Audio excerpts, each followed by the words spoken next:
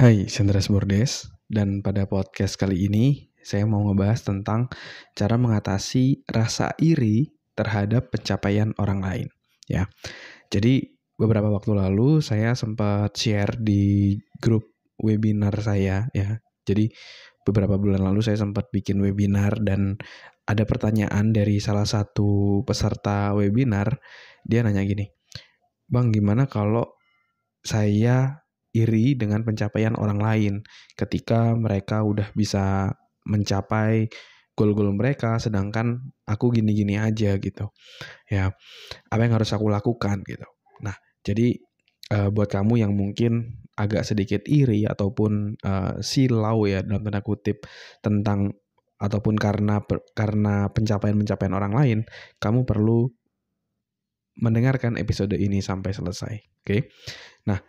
Nah, prinsip ini juga saya share ya di dalam ebook Quarter Life Crisis Playbook ya, karena ini salah satu kegalauan anak muda juga ketika membandingkan diri sama orang lain. Jadi prinsip ini saya tulis juga jadi salah satu materi di ebook Quarter Life Crisis Playbook. Oke. Nah, jadi prinsipnya apa sih? Jadi prinsipnya gini. Kalau kita itu membandingkan sama orang lain, itu nggak akan ada habisnya gitu. Ya, karena ibaratnya di atas langit itu pasti masih ada langit gitu. Masih banyak banget orang-orang yang jauh lebih baik dibandingkan kita dan itu nggak akan ada habis-habisnya gitu. Ya. Jadi, daripada kita fokus terhadap orang lain, lebih baik kita fokus pada diri kita sendiri. Ya. Lalu apa yang harus dibandingkan? Yang harus dibandingkan ya adalah diri kita dengan progres-progres kita sebelumnya. Nah, itulah yang lebih penting.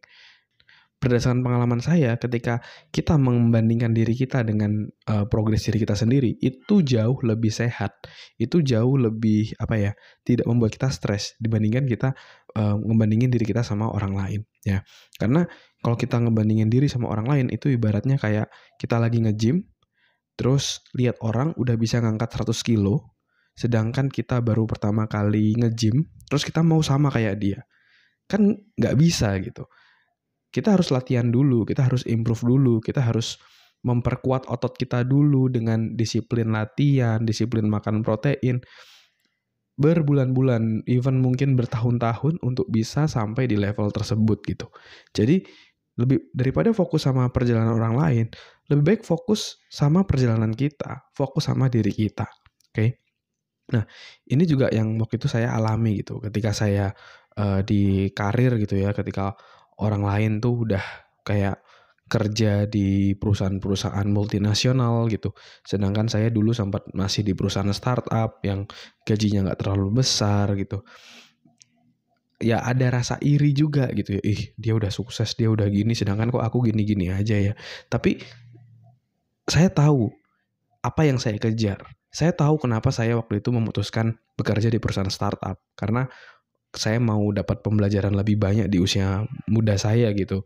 Karena kalau kata Jack Ma ya kalau nggak salah, kalau kita bekerja di perusahaan startup di awal karir itu kita bisa lebih banyak belajar gitu dibandingkan udah langsung masuk ke multinasional.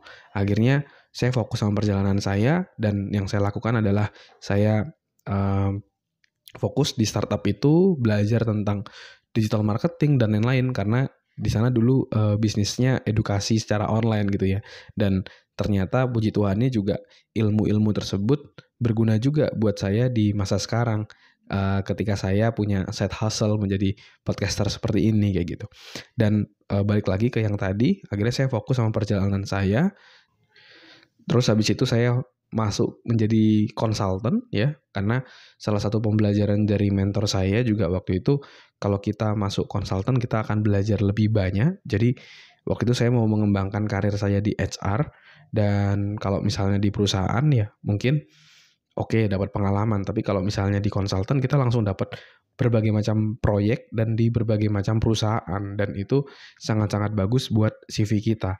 Dan akhirnya saya masuk ke konsultan HR di sana selama kurang lebih 1,5 tahunan dan karena ada COVID waktu itu sempat dipotong salary dan lain-lain. Akhirnya puji Tuhannya saya dapat pekerjaan yang oke menjadi HR manager sampai sekarang kayak gitu ya.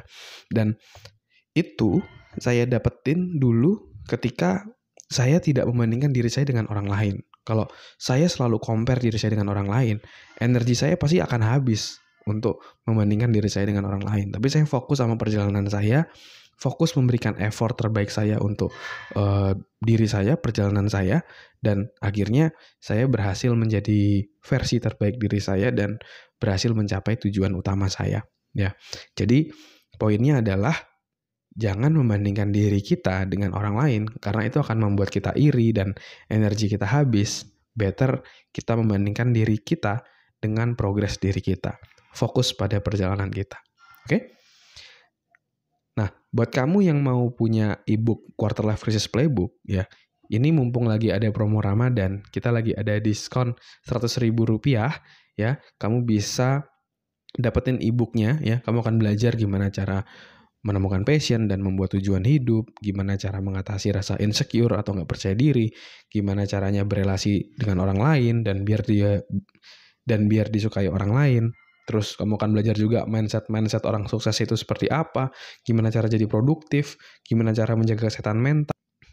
Pokoknya semua hal ataupun berbagai hal yang menjadi kegalauan kamu di usia 20-an tahun, kamu bisa temukan di ebook ini, ya. Silakan dapatkan sekarang juga ebooknya mumpung lagi ada promo Ramadan sampai bulan April nanti, ya. Silakan kamu bisa masuk ke selfdev.id/ebook, ya. selfdev.id/ebook, atau kamu bisa langsung klik link yang ada di deskripsi. Oke? Semoga kamu bisa dapat ebooknya. Semoga bermanfaat. Never stop learning because life never stop teaching.